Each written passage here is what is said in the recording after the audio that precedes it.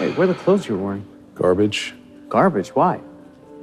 I'm already carrying boots. If I had any more clothes, pretty soon I need a suitcase. I got a suitcase, I need a house to keep it in, and I need a car for the driveway. Before you know it, I'm filling out all kinds of forms. So a spare shirt's just too much of an attachment for you.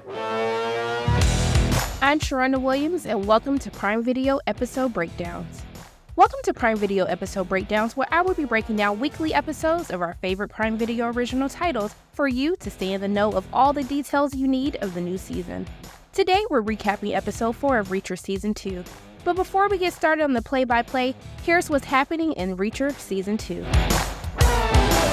Reacher, based on the book series by Lee Child, focuses on Jack Reacher, a highly trained and intelligent ex-military police officer who lives life on his own terms.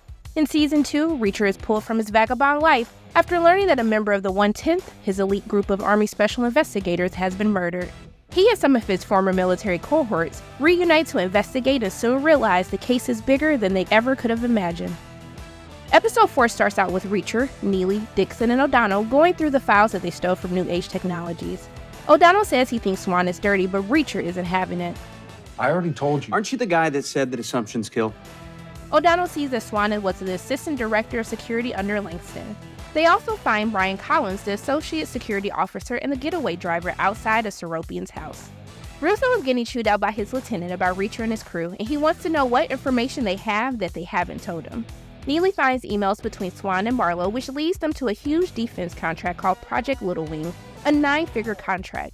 Project Little Wing is being championed by Senator Malcolm Lavoie, who O'Donnell says can't be trusted. Lavoie would fully believe in snuffleupagus. You pay him enough. You know this guy?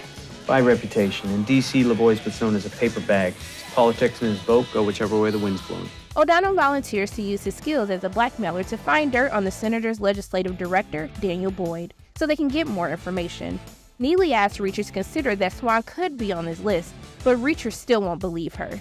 Now, Reacher, isn't it you that says assumptions kill?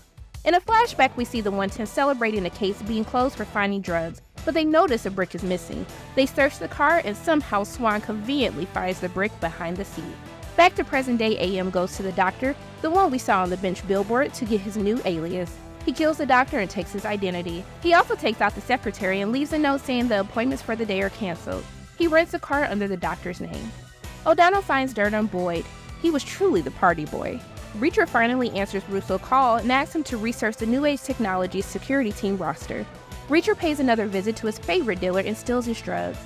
Neely and Dixon head to Marla Burns' house, but she isn't around and her jewels and cash are still there. Reacher, Neely, Dixon, and O'Donnell get super dressed up for the symphony. Baby Dixon has Reacher's mouth on the floor and Neely continues to show why she is fine. I know. Wash your mouth, boss. You're catching flies. Reacher and O'Donnell are going through the numbers and Reacher realizes it's a tally. The 650 that was mentioned by Jorge equaled the amount of times they tested the project, minus the number of successful outcomes, which comes to 650.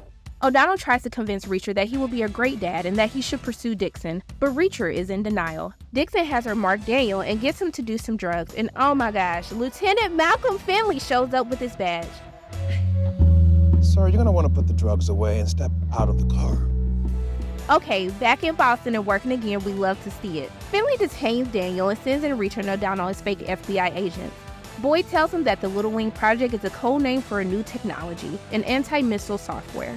New Age Technologies found a way to use the software to allow missiles to defeat all countermeasures. Lavoie wants to go behind the scenes to fast-track the project to reality. Boyd tells him that New Age has 2 bases, software in New York and hardware in Denver. Reacher and Finley say their goodbyes, and Finley gives the dog update on Jack. Jack eats too much, just like his namesake.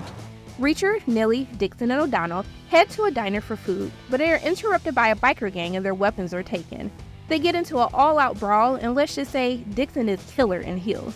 The gang takes out the biker gang, and Reacher calls Langston to let him know the job is done, but not in the way he wants it. Langston offers Reacher whatever he wants and tells him he wants to throw him out of a helicopter as Episode 4 comes to an end. Thank you for watching this installment of Prime Video Episode Breakdowns. We'll be back soon to recap Episode 5.